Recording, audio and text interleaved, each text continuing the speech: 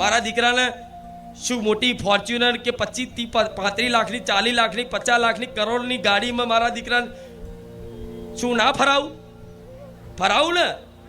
મારા દીકરાએ કોઈ દાડ મને પ્રાર્થના નહીં કરી કે મારે આવી ગાડી લાવી છે.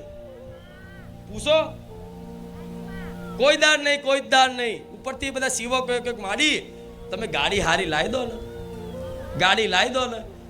એમ કે તમે ખાલી અબિયાલ પ્રાર્થના કરશો તો આ રવિવાર નહીં થાય, ગાડી આવી છે. અને હું કહું છું પટેલ, મારો દીકરો ખાલી પ્રાર્થના કરે ને મારા આ ગાડી લાવી છે, આવતો રવિવાર ના થાય અને ગાડી ઊભી હોય.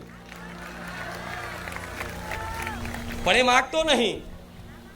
એ માગતો એટલે નહીં, એને ખબર છે કે એણે કહી દીધું છે મને માતાને, માં તું મોટી મોટી મોંઘી કરોડો રૂપિયાની ગાડીઓ મને તું ફેરવીશ, હેલિકોપ્ટરમાં ફેરવીશ. મારા દીકરાને હેલિકોપ્ટરમાં બેહાડવા માટે પૂછો જેટલા જણા કે માડી હેલિકોપ્ટરની ફૂલોની વર્ષા કરીએ, માડી હેલિકોપ્ટરમાં એન્ટ્રી કરીએ, માડી થોડી ખાલી જગ્યા કરી આલો, ખાલી રજા આપી દો ને બધું અમે કરી લઈશું.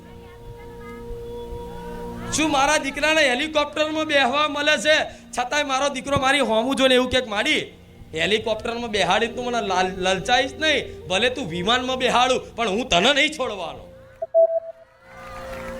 ભલે તું ફોરેન મોકલું, લંડન મોકલું, પ્રાઇવેટ જેટમાં ફરાવું, પણ માડી મારે જે જોઈએ છે એ તો તારો પ્રેમ, મારા બીજું કશું જોવતું. માં હાથે કરીને આવું કરે લે હેલિકોપ્ટર બેહાડું, લે વિમાનમાં બેહાડું. જો દીકરો રાજી થઈ જાય એટલે મારા એવું નહીં કહેતી કે મારા દીકરાને ના ફરાવડાવું. એ ખાલી ઈચ્છા કરે ને તો એમને એ વિમાન લાઈન મેળ દો પટેલ ચો ખબર છે.